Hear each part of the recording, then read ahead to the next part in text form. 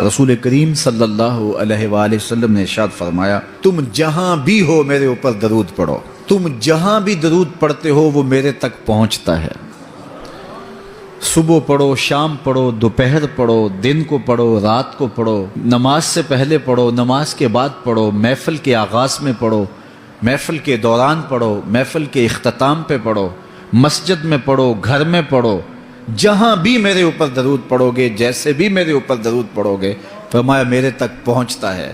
ہر شخص یہ چاہتا ہے کہ میں حضور کی قربت پاؤں، حضور کا قرب مجھے ملے، اور اگر کسی کے سینے میں یہ آرزو نہیں ہے تو اس کے سینے میں دھڑکنے والا دل کسی مومن کا دل ہی نہیں ہے۔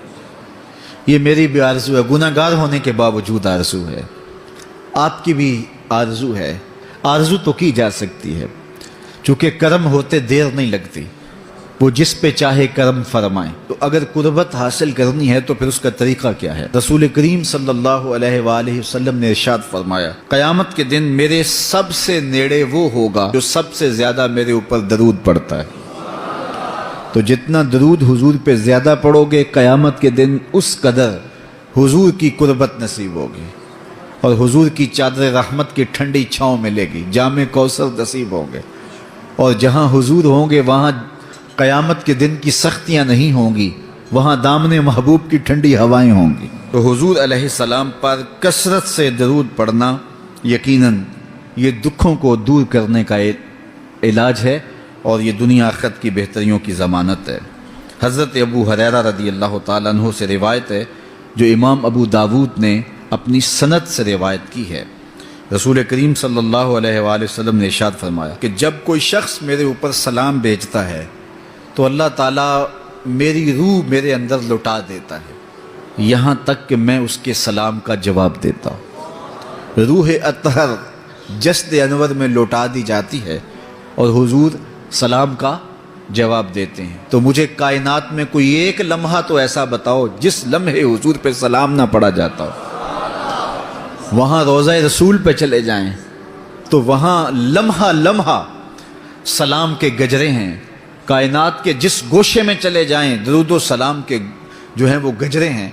تو کوئی ایک لمحہ بھی 24 گھنٹوں میں ایسا نہیں ہے کہ جب حضور پہ سلام نہ پڑھا جاتا ہو، اور جب سلام پڑھا جاتا ہو تو حضور کی روح اطہر بدن رحمت میں ہوتی ہے اور حضور سلام کا جواب دیتے ہیں، اور جس کو حضور سلام کا جواب دے دیں، اللہ اکبر، کہ درود پڑھا کرو۔ درود حضور علیہ الصلاۃ والسلام سے جواب کا ذریعہ ہے، اور جب جواب جناب رسالت مآب صلی اللہ علیہ وسلم کی جانب سے آ گیا تو دنیا میں بھی بھلا ہی بھلا ہے، آخرت میں خیر ہی خیر ہے۔ حضور علیہ الصلاۃ والسلام نے ارشاد فرمایا، جس کے سامنے میرا ذکر کیا جائے اور وہ میرے اوپر درود نہ پڑے، وہ کائنات کا سب سے بڑا بخیل، سب سے بڑا کنجوس ہے۔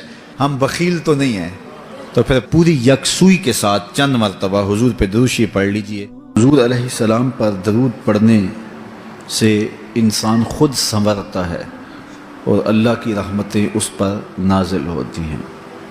علماء نے لکھا ہے کہ درود اللہ کی بارگاہ میں ایک دعا ہے جو اللہ کی بارگاہ میں عرض کی جاتی ہے، اے اللہ، نبی رحمت صلی اللہ علیہ وآلہ وسلم پر رحمتوں کا نزول کر۔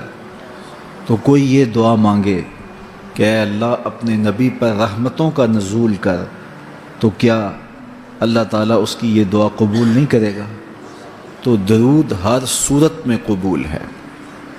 تو اس کا جو فائدہ ہوا کہ جس نے ایک مرتبہ حضور کے لیے اللہ کی بارگاہ سے رحمتوں کی دعا مانگی، تو اس کے مانگنے سے محبوب علیہ السلام پر کتنی رحمتوں کا نزول ہوا وہ تو اللہ جانتا ہے، یا جس محبوب کریم پہ نزول رحمات ہوتا ہے وہ جانتے ہیں، لیکن جو ہاتھ اٹھا کے دعا مانگے، جو ہاتھ باندھ کے درود پڑھے، ایک مرتبہ درود پڑھنے سے اللہ کی 10 رحمتیں اس پر نازل ہوتی ہیں۔ تو جو مسلسل درود پڑھے جا رہا ہے تو پھر رحمت کی برسات ہوتی ہے اس کے اوپر۔